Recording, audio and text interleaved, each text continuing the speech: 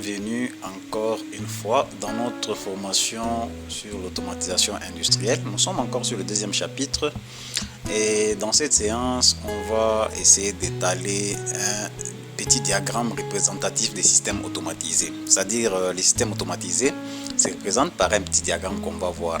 Mais on va s'appuyer avec un petit exemple, comme on peut le voir.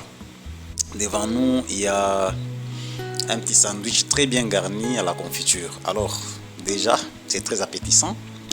Qui dit confiture, c'est qu'il faut la préparer. On peut la faire à la maison. Mais nous, ici, nous sommes en train d'étudier tout ce qui se fait d'une manière automatisée. C'est-à-dire, on va passer par un processus industriel.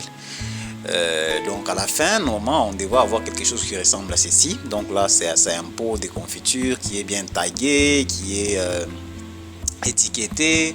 Et puis quand on produit comme ça, on va le faire, on le fera à un besoin économique. Donc très grande quantité qu'on peut retrouver dans les supermarchés, dans les boutiques et j'en passe. Alors bien sûr, pour fabriquer la confiture, il faudra réunir les ingrédients. Donc comme pour moi, je peux prendre par exemple la fraise, je peux prendre le sucre, je peux prendre l'arôme du jus de citron par exemple et une bonne quantité d'eau. Mais tout ceci demande une philosophie de préparation. Donc même à la maison, quand on veut fabriquer la confiture, on doit savoir comment, quand le faire. Donc comment, quelle quantité par exemple de fraises il faut mettre, quantité du sucre, quel arôme, quantité d'eau. Donc tout cela, c'est une connaissance qu'on doit avoir connue au préalable. Et dans les milieux industriels, là c'est encore très rigoureux parce qu'on a besoin de produire la même qualité à chaque fois, qui sera référencé et qui aura un étiquetage, qui aura l'affichage de la composition. Donc tout doit être très bien connu auparavant et respecter la procédure. Donc voilà, ce que nous avons, nous, c'est ce qu'on peut appeler la matière d'œuvre. Donc tout ça, ce sont les ingrédients qu'on va utiliser. C'est pour nous la matière d'œuvre. Donc là, on commence à se retrouver dans notre système automatisé. Après, quand on a tout réuni, notre matière première, on a réuni, on devra passer par un processus de transformation. Ça va se faire où? Dans une installation industrielle pour notre cas. Alors déjà, je vous dirais que toutes les images que vous voyez, je les ai prises sur Google. Donc si vous y allez, normalement vous devez trouver ça. D'ailleurs, sur cette usine, c'est une société qui met sur pied, donc qui fabrique les installations industrielles qui permettant de bien sûr fabriquer la confiture et autres produits gastronomiques. Donc, je vais vous en mettre la référence. Qu'est-ce qu'on voit ici? On voit qu'il y a tout un tas de ferraille, donc les cuves, par exemple, ça c'est un petit silo. On a une tuyauterie, donc on a la tuyauterie un peu partout là. On a des cuves, comme j'étais en train de le dire. On a des moteurs, donc ça c'est un moteur. Ici aussi on a un petit moteur. Là c'est un moteur. On peut distinguer ici une électrovanne. Je vois il y a une électrovanne. Ça c'est un capteur. Voilà. Il y a tout un tas de tuyauteries. Donc on a des capteurs. On a des électrovannes, des vannes manuelles par exemple. Ça c'est une petite vanne manuelle que je peux voir. Alors tout ceci va concourir à la transformation, donc à la préparation de notre confiture, notre produit fini qu'on cherche. Alors il y a un protocole, donc un processus qui devra être respecté pour arriver à la production. Et cette partie ici est connue comme étant la partie opérative. C'est parce que nous avons la matière d'œuvre qui doit passer par la partie opérative. C'est la partie opérative qui va effectuer la transformation pour qu'à la fin on puisse obtenir le produit fini, donc notre confiture. Et ça sera produit en grande quantité avec la même performance, oui, bon, la même qualité, le même goût, voilà, tout sera pareil et on pourra dire que ça c'est notre produit. Donc ce sera notre produit fini. Donc à la sortie, nous avons la matière d'œuvre à l'entrée.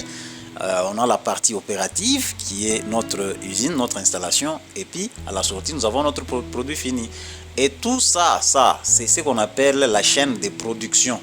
Donc on a ce qu'on a comme initial et puis on aura à la fin, ça c'est la chaîne de production, mais ça passe par la partie opérative. La partie opérative ne va pas opérer elle-même. Si vous en souvenez bien, on était en train de parler de la partie commande, si vous en souvenez bien. La partie commande, c'est la deuxième grande partie d'un système automatisé.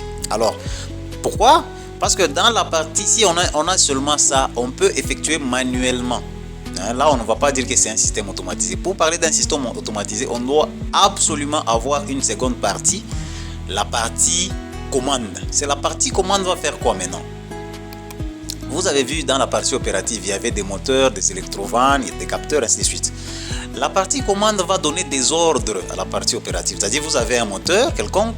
La partie commande, c'est lui qui va lui dire, bon, toi tu vas démarrer, par exemple, je prends l'exemple du malaxeur. On a vu un moteur au-dessus du cuve qui assurait le malaxage.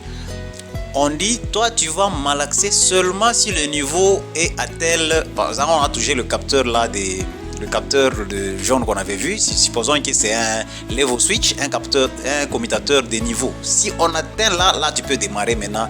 Donc c'est la partie commande qui donne l'instruction à la partie opérative. Il donne l'instruction au moteur, donc au malaxeur là, de tourner seulement si on atteint le niveau atteint le capteur là en jaune. Par exemple, c'est un capteur de niveau. Et comment est-ce que la partie commande saura que dans la partie opérative le niveau est atteint?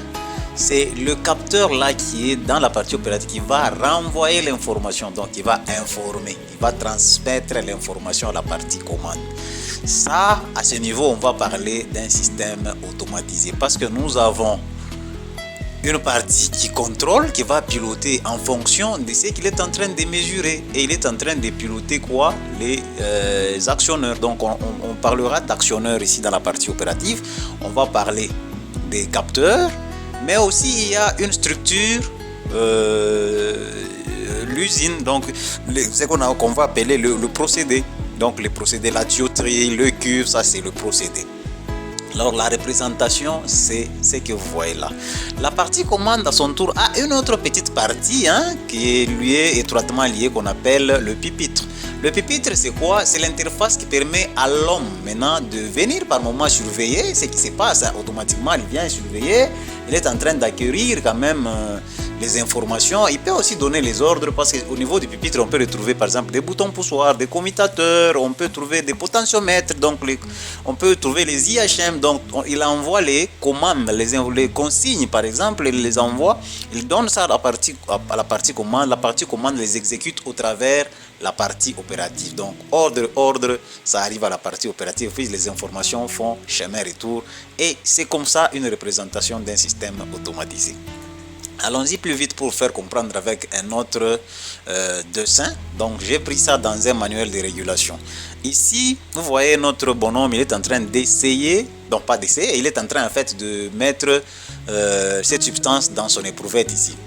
Donc il utilise quoi? Ses deux bras et ses deux mains pour ajuster et bien déverser. En même temps, il est en train de vérifier avec ses yeux. Donc les yeux vont permettre de savoir que l'éprouvette est remplie, il ne faut pas déborder, donc le niveau voulu est atteint, il faut arrêter maintenant de déverser. Et tout ceci vient de la tête, donc vient du cerveau. Dans le cerveau, c'est le cerveau qui pilote en fait le reste. Donc le cerveau est en train d'envoyer la commande au niveau des bras de main pour ajuster et bien déverser.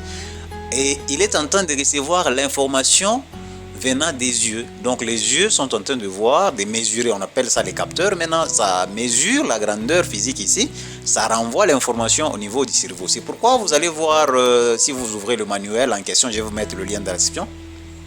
Vous allez voir qu'on appelle le cerveau le régulateur, parce que c'est lui qui est en train en fait d'ajuster, donc de donner les... Et à travers ce qu'il est en train de voir, il envoie les ordres, donc la consigne. Et puis les yeux font office de capteurs parce que ça permet de mesurer ce qu'on a vu même dans les systèmes là. Dans l'usine, la petite installation, on a vu qu'il y avait un capteur. Bon, il y en a beaucoup certainement, on n'a pas tout vu. Alors, et puis le cerveau envoie, donc les yeux font quoi? Ils mesurent, ils envoient. C'est ce qu'on appelle le PV ici. Le capteur envoie le PVC, le process value, c'est la valeur lue ici. Donc les yeux vont voir et ils renvoient ça au niveau de du cerveau qui est le régulateur. Ensuite, le régulateur va aussi envoyer, vous voyez les flèches, hein? Le régulateur va envoyer la commande au niveau d'actionneurs. Donc des actionneurs qui sont les bras et les mains pour ajuster et arrêter de verser lorsque le temps sera venu. Donc comment est-ce qu'on pourra faire le parallélisme avec notre petit diagramme? Déjà, on sait que le cerveau, c'est lui qui est en train de piloter, donc c'est la partie commande, se trouve ici. Donc nous avons deux grandes parties dans un système automatisé, disons dans la représentation, même dans un système automatisé. La partie commande, c'est le cerveau qui se trouve ici. Et puis nous avons la partie opérative, là où on trouve les yeux, les bras qui sont là-bas. La chaîne de production, comment est-ce qu'on va comprendre? La matière d'œuvre, nous avons la substance dans la bouteille. La matière finie, la substance doit se retrouver dans l'éprouvette et ça ne doit pas déborder. Vous voyez? Donc c'est ce qu'on veut à la fin. Ce qu'on a au tout début, nous avons la bouteille, nous avons l'éprouvette vide. C'est ce qui se trouve ici. La chaîne de production, on veut avoir à la fin l'éprouvette avec la substance au niveau voulu. Et tout cela sera possible comment? Lorsque la partie commande va visualiser au travers les capteurs qui se retrouvent dans la partie commande, donc dans la partie opérative qui renvoie les informations, et le cerveau va traiter ces informations, qui est la partie opérative, va donner les ordres aux actionneurs qui se retrouvent. Donc les actionneurs, ce sont les moteurs, ça peut être les résistances, les chauffages, ça peut être les électrovannes qui se retrouvent dans la partie opérative. J'espère que ça a été très clair, mais avant de finir, j'aimerais vous recommander une petite vidéo de 10 minutes, je crois. Allez sur le lien dans la description. Suivez cette vidéo, là vous allez voir une usine de préparation, encore une fois, de la confiture, une usine modernisée, automatisée, un automatisme à pointe. Allez-y voir et vous allez retrouver, vous allez comprendre qu'il y a beaucoup de parties, donc comme on était en train de le dire, il y a la partie opérative, il y a des capteurs, il y a les actionneurs, il y a aussi les opérateurs, hein, devant les pupitres qui font par moment certaines petites tâches, et aussi la partie commande.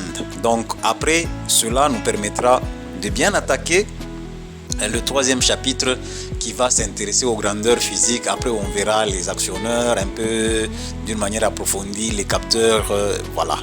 Donc et pour finir, je vous dis merci pour votre attention et à très bientôt.